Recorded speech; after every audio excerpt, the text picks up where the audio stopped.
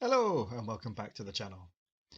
This is the first in a series looking at individual scenes from films, looking at the crucial elements in them, what makes them work, or not, taking in aspects like cinematography, the performances, the mise-en-scene, and more.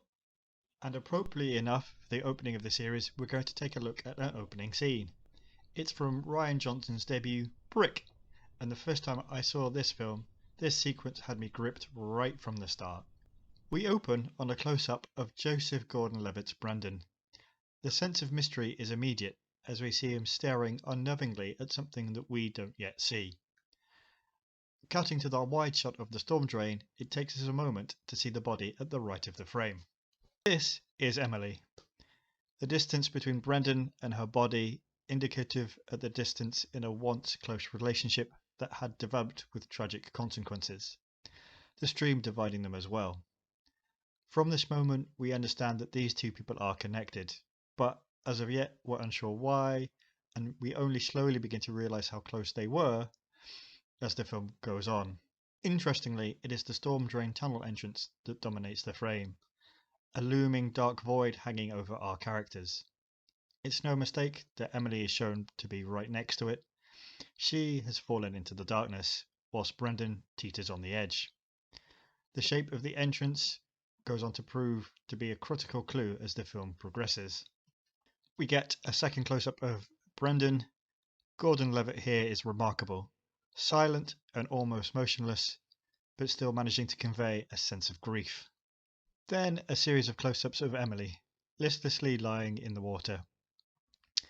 These all focus on elements that are important in the film. For example, there are many shots of people's feet and shoes throughout, with every character having a distinct pair of shoes.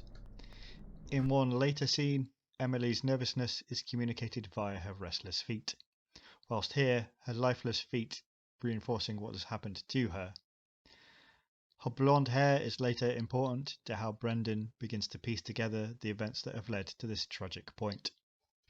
The sequence ends effortlessly, telling the audience that we are picking up the story from an earlier time frame, as we see Emily's arm reaching out to post a note into a locker. The blue bracelets drawing the eye as the shot transitions from her arm lying in the water to her reaching over to the lockers. Importantly, it also means we don't have a firm idea of the time frames involved between these 2 points, something which becomes crucial as the film develops. For a film that has a vibrant, complex script filled with its own slang, it's intriguing that this opening scene is wordless. It is backed by a haunting use of chimes and percussion, which give the whole sequence a very unsettling vibe.